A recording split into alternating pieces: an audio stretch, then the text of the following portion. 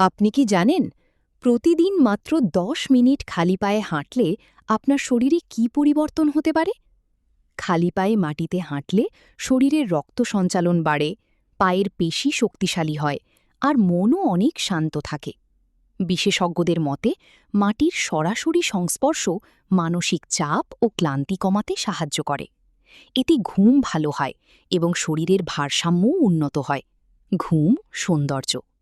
সকালে শিশির ভেজা ঘাসে হাঁটলে চোখের আরাম মেলে এবং সূর্যের আলো থেকে পাওয়া যায় ভিটামিন ডি। সূর্য পদত্তপ। এছাড়াও খালি পায়ে হাঁটা পায়ের স্নায়ুকে সক্রিয় করে, যা শরীরকে আরও সতেজ ও শক্তিশালী রাখতে সাহায্য করে। বল সবলতা। তবে খুব গরম রাস্তা বা নোংরা জায়গায় খালি পায়ে হাঁটা থেকে সাবধান থাকুন।